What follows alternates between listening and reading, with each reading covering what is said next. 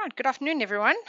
So, as Sean mentioned, I'm Cassandra, and I'm an investment specialist here with Sean at PSG Wealth. Thank you very much for joining us this afternoon. Today, we'll be discussing how to make the smart choice when leaving an employer's pension or provident fund. Whether it's something you're considering doing, or maybe a wife or a friend is going through this process at the moment. With today's economy and South Africa in a technical recession, it's not surprising to see most cashing in their savings when they have the opportunity. And we all understand that times are tough. But today's focus will be about beating that temptation to cash in your hard earned savings and preserve it in a vehicle where the magic of compounding and, very importantly, tax efficient growth can get your savings to start working for you.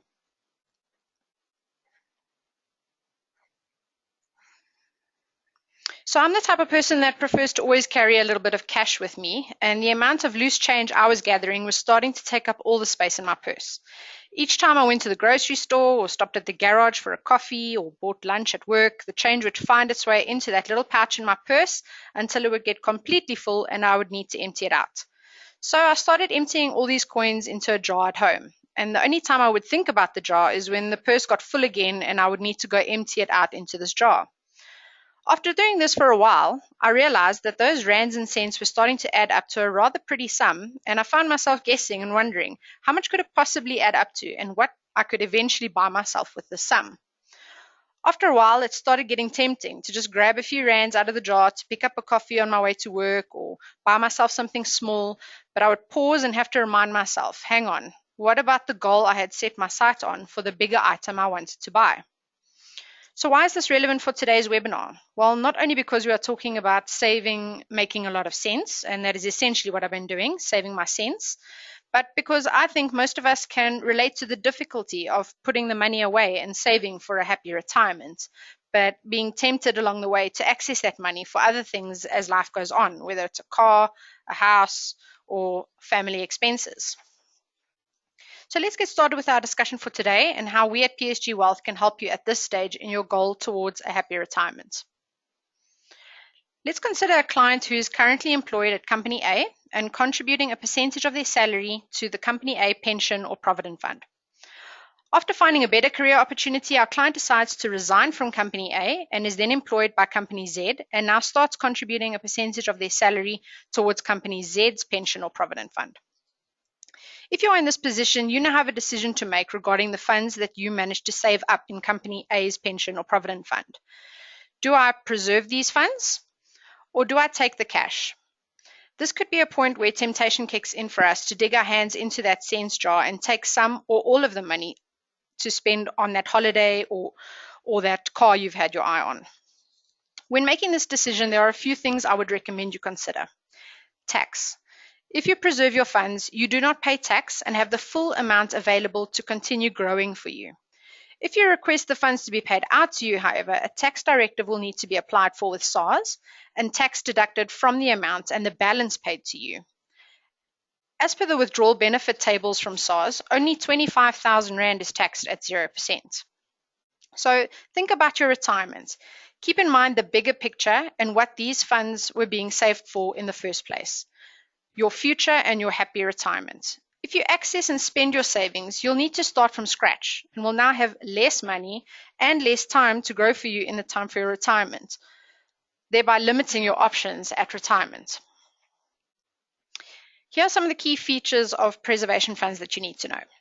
The PSG Wealth Preservation Funds preserve your retirement savings and allow them to grow in a tax-efficient way, since no taxes are payable on interest, dividends, or capital gains earned within the investment. Income tax is only payable on the lump sum benefits that you take at retirement. Regulation 28 of the Pension Funds Act is the law which enforced limits on the investments of retirement funds. So the intention of the Act is to have more control and protection of funds against making imprudent investments. So although there are limits on the maximum exposure to certain asset classes, and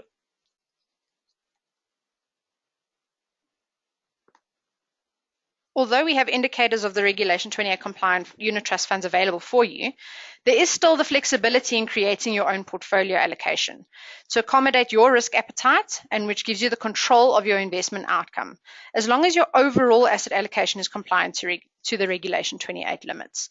You can allocate funds to as many different unit trust funds you like. You can also access your retirement funds once before retirement. So if your funds are preserved, but you do need access to the funds for some emergency or something like that, this is possible via a partial or full withdrawal before retirement. It's very important to note, however, that before retirement, you can only withdraw once. This withdrawal will be subject to tax, and you will not be able to replace these funds. So this would not be something I recommend, as these funds are your savings for your retirement goal and should only be accessed then. You can retire from the fund any time after reaching the age of 55. You do not need to worry about your creditors accessing the funds, as they are protected against creditors. And you're able to nominate a beneficiary for the trustees of the fund to consider if the proceeds of the investments are to be paid upon death. So tax is a big player in the accessing of the funds before retirement. And although I've already mentioned the benefit of no taxes being payable on interest, dividends, or capital gains earned within the investment, so your investment can be left to do the work for you and grow, I think it's worth stressing just how many of the rands and cents the taxman will be taking out of your drawer of funds should you choose to cash in your funds. Here are the withdrawal and retirement tables from SARS, and I'm sure most of you will agree that you would not want to be giving a chunk of your hard-earned money and savings for your future to SARS. So from the tables, you can see that if you withdraw, 25,000 Rand is taxed at 0%, whereas if you retire, 500,000 is taxed at 0%. Let's consider a situation where I have 100,000 Rand in my pension fund. I then leave an employer and decide to take the amount as cash. I'm looking at SARS deducting 13,500 Rand of my funds and only receiving 86,500 Rand of my money. In other words, 13.5%, a sizable chunk, is paid to the taxman. Or if I have 500,000 Rand and take it as cash, a whopping 17% will be deducted for tax. Or I can make the decision to preserve my funds and transfer them to the PSG Wealth Preservation Fund. So here, my funds get the opportunity to continue growing, no tax due, with the goal of a happy retirement in mind. With 100,000 Rand to preserve, the term is still very long term. So let's assume an aggressive risk appetite and a 10% growth compounded annually. At retirement, I'm looking at 1.7 million in my preservation fund. Or with 500 Rand to preserve, the term is still long term, but let's assume a more moderate to conservative risk appetite and a 7.5% growth rate compounded annually at retirement. I'm looking at 2.1 million Rand. So these examples are just to illustrate that by preserving the funds, you're not only in a better position to be on track for retirement, you will already have some of the happy retirement goal in the bag and not be in a position where if I took the cash, that not only did I have to pay SARS more, but I would have to start my retirement savings from scratch all over again and closer to my retirement age. So that puts my goal under pressure. Now that we've decided to preserve our retirement funds, we're ready to retire. What are my options within my preservation fund? So as I've mentioned, you can retire anytime after the age of 55, and you can even do so while you're still employed. On retirement from the Preservation Provident Fund, the entire investment value may be taken as a cash lump sum or invested in a compulsory annuity. On retirement from the Preservation Pension Fund, however, a maximum of 1/3 of the investment value may be taken as a lump sum, and the balance must be invested in a compulsory annuity. But if the investment value of your preservation fund at retirement is less than 247,500 Rand, the full amount can be taken as a lump sum. Here's the retirement tax table again, just to indicate that up to 500,000 Rand is taxed at 0%. So if you are looking to take a cash lump sum at retirement, make sure you consider the tax. Of course, the more of your retirement benefit you use to purchase the annuity, the better, since the annuity is there to provide you with an income during your retirement. So PSG can assist you with a product that will provide you with an income during retirement, and this product is our equity-linked living annuity. Here are the key features of our living annuity product. You can select the annual income amount between 2.5 and 17.5%.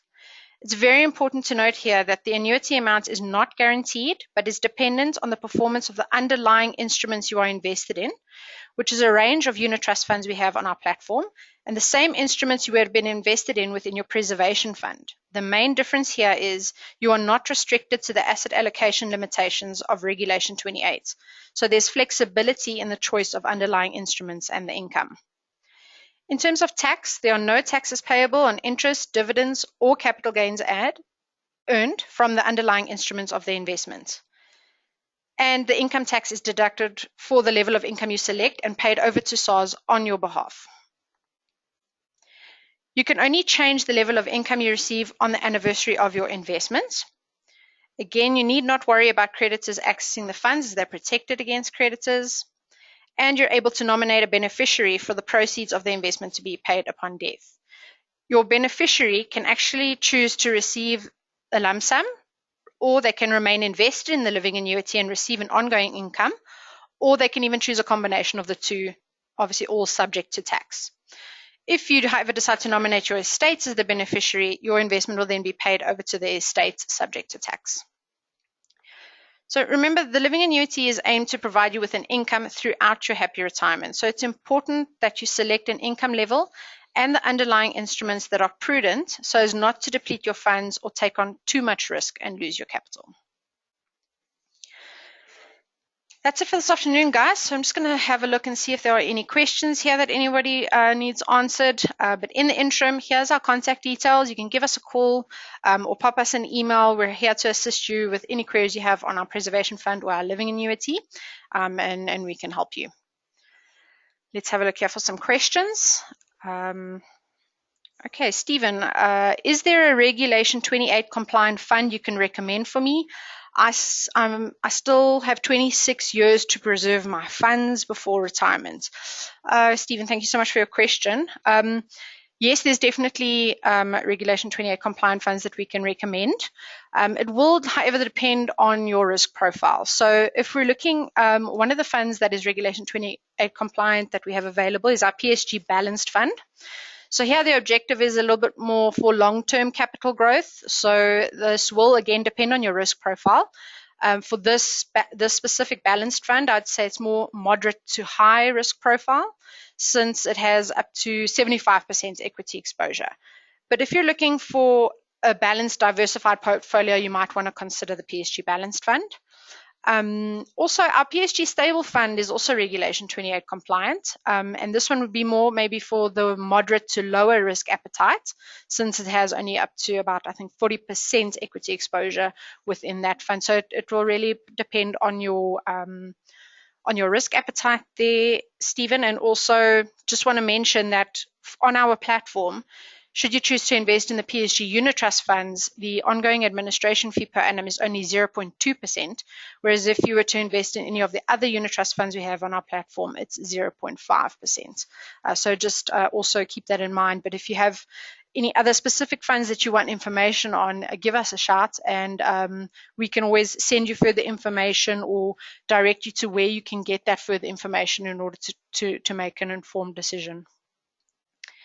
Okay, let's have a look if there's any other questions.